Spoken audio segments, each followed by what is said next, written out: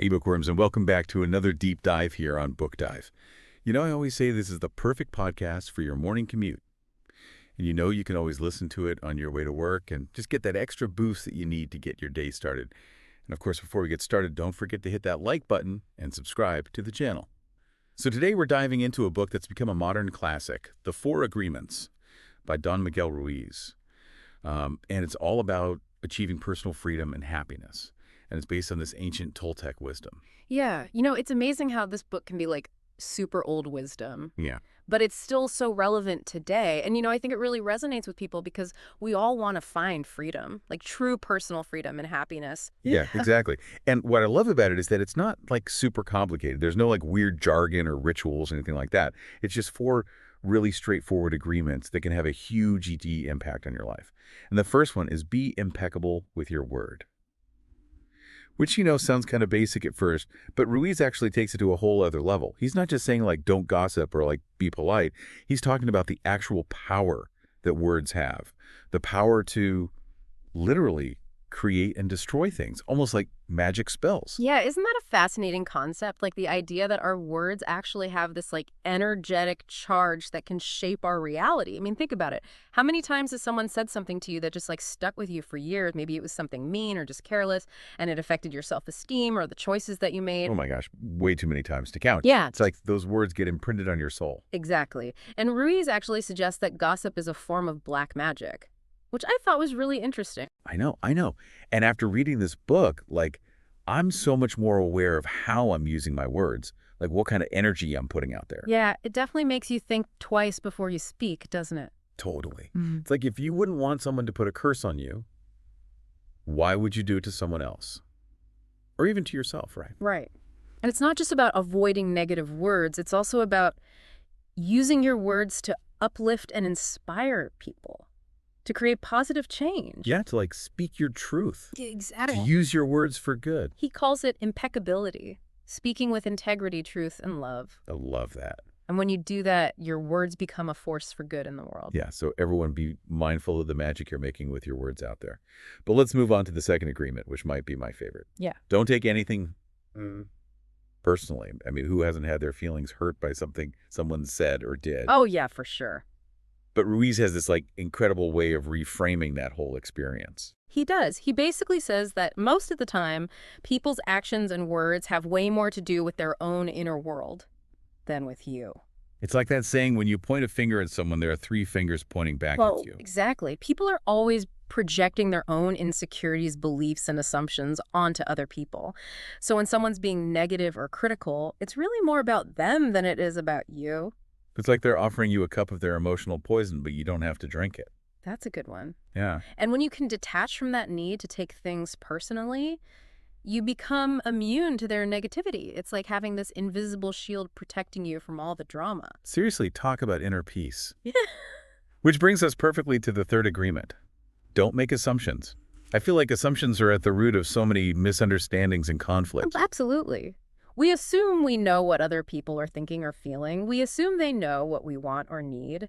And then we get upset when things don't go according to our own little scripts. Yeah, it's like we're all living in these separate little worlds, just projecting our own narratives onto each other. Yeah. And it creates so much unnecessary drama. So much. And you know what Ruiz's antidote to this is? It's so simple. Ask questions. That's good. Instead of assuming, just communicate.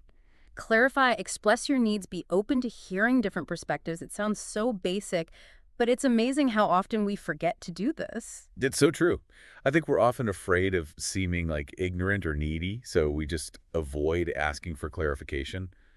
But in the long run, it's always better to be clear than comfortable, right? 100%. Clarity and communication is key for healthy relationships, both with ourselves and with other people. All right, so we've got be impeccable with your word. Yeah. Don't take anything personally, and don't make assumptions. Those are three pretty powerful agreements, and they definitely make you rethink how you approach like all your interactions with people. But there's one more right. The one that ties it all together. Yes, there is. The fourth agreement is always do your best. And this one might seem like the most straightforward, but it actually has a lot of depth to it. Yeah, it's not about like pushing yourself to the limit or trying to be perfect all the time, because your best is going to change from day to day, even from moment to moment. Right. Some days your best is like running a marathon. Hmm. And other days it's just like getting out of bed and making a cup of tea. Exactly. And that's totally okay. The point is to meet yourself where you are and just put in your best effort, whatever that looks like at that moment. It's more about the intention and the effort than the actual outcome. Yeah. It's about showing up fully with awareness and commitment, no matter what's going on around you. Ruiz tells this story about a guy who asks a Buddhist master how long it'll take to reach enlightenment through meditation. And the master says, if you meditate for 4 hours a day, maybe 10 years. And the guy's like, okay, well, what if I meditate for 8 hours a day? Yeah. Thinking, he's going to get there faster. But the master says, then maybe 20 years? And the guy's all confused because he's thinking, shouldn't more meditation equal faster enlightenment? Right. The master's point is that it's not about how much effort you put in. It's about the quality of your presence. He actually says, you are not here to sacrifice your joy or your life. You are here to live, to be happy, and to love. If you can do your best in 2 hours of meditation, but you spend 8 hours instead, you will only grow tired, miss the point, and you won't enjoy your life. Do your best, and perhaps you will learn that no matter how long you meditate, you can live, love, and be happy. Whoa, that's deep. Yeah, it really makes you think. It's a good reminder that it's not about forcing things or punishing yourself. It's about finding that balance where you're fully engaged, but not burning yourself out. Exactly. And when you consistently do your best, you start to develop self-trust and self-acceptance. You're not constantly beating yourself up for not being perfect because you know you're putting in the effort. Which ties in so well with the other agreements. When you're being impeccable with your word, not taking things personally, and not making assumptions, it becomes so much easier to do your best because you're not carrying around all that extra baggage. Absolutely. The 4 agreements really do work together to create this positive feedback loop. It's like they all support each other. Yeah, for sure. But let's talk a little bit more about the Toltec philosophy behind these agreements, because Ruiz talks about this idea of the parasite in the mind. What exactly is that? Well, think of it as like that inner critic that we all have, that voice of judgment, self-doubt, and fear.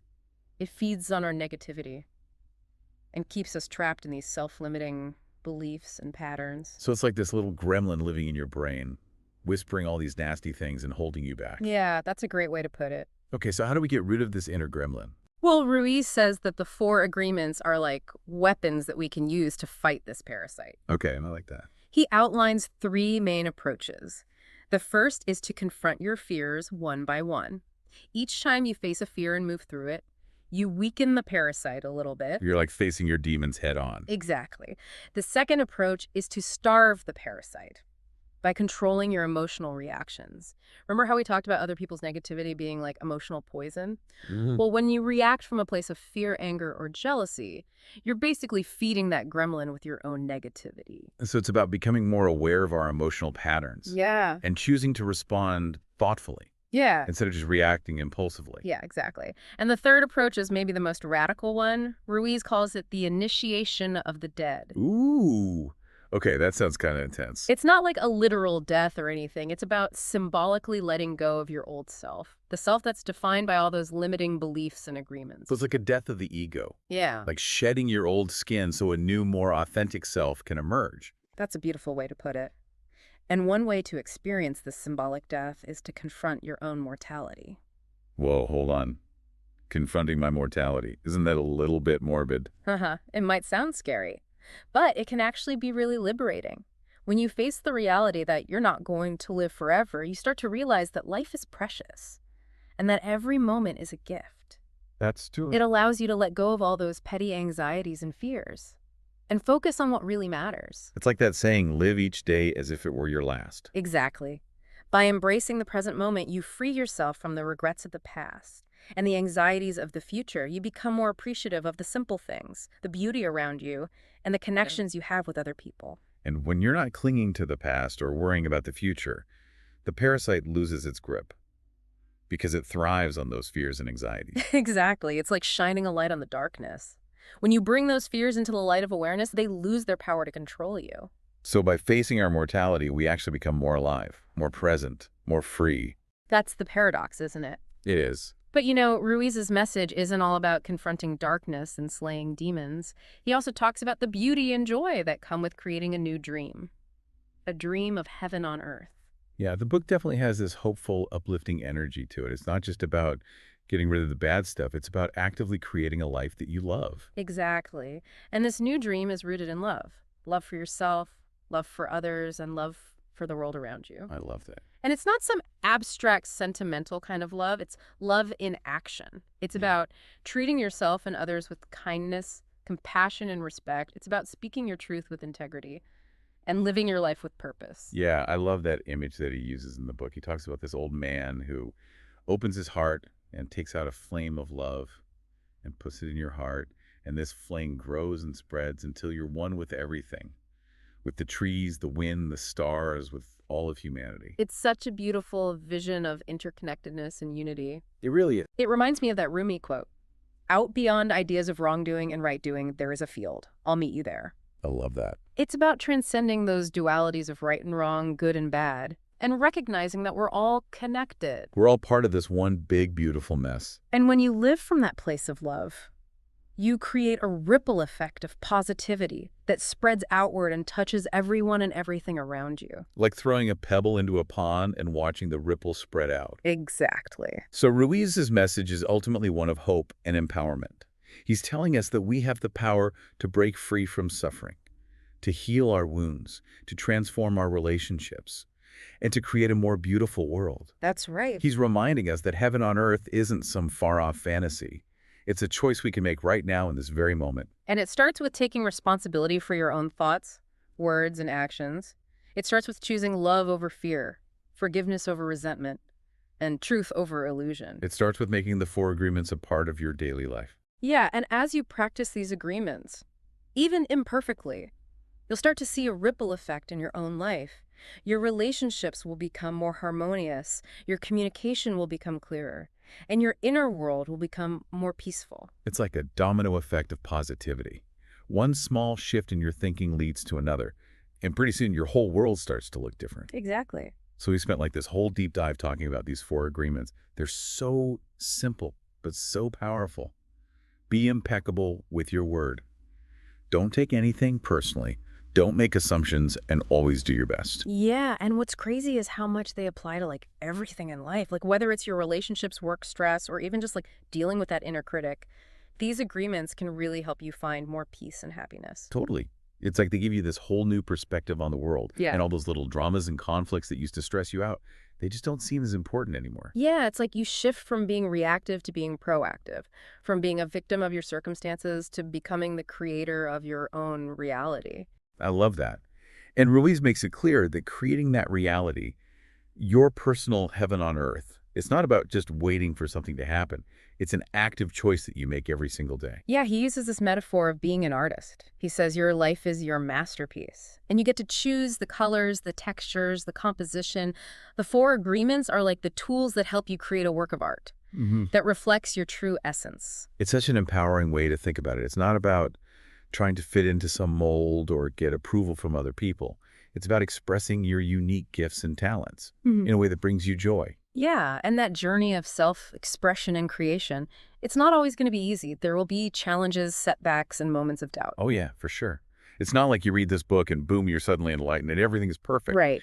But Ruiz reminds us to be patient with ourselves, Mm. to celebrate our progress, and to embrace those stumbles along the way, because they're all part of the process. Yeah, he actually says that those mistakes are valuable learning opportunities. It's not about being perfect. It's about always striving to do your best, knowing that your best is going to change over time. Exactly. And as you practice these agreements consistently, even if you don't always get it right, you'll start to see a ripple effect in your life. Your relationships will become more harmonious, communication will be clearer, and your inner world will become more peaceful. It's like this domino effect of positivity. Yeah. One small shift in your thinking leads to another. And before you know it, your whole world is different. Exactly. So as we wrap up this deep dive, Yeah. what resonated most with you from the four agreements? What are you going to take away from this conversation? That's a good question. I think for me, it's the reminder that happiness is a choice. It's not something you find out there somewhere. It's something you cultivate within yourself, moment by moment, through your thoughts, words, and actions. I love that. And I think for me, what really stands out is the emphasis on personal responsibility. Ruiz doesn't give us any quick fixes or blame anyone else for our problems. He empowers us to take control of our own lives and Yeah. create the reality that we want. That's so true. And to help us on that journey, he includes these beautiful prayers at the end of the book. They're like affirmations or intentions for love, freedom, and gratitude. Yeah, those prayers are really powerful. It's like planting seeds of positivity in your heart and mind, and then watching them grow into a new way of being. Exactly. And speaking of planting seeds, I want to leave you all with something to think about.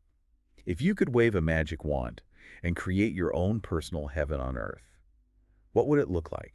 What would you choose to experience, create, and share with the world? Hold on to that vision.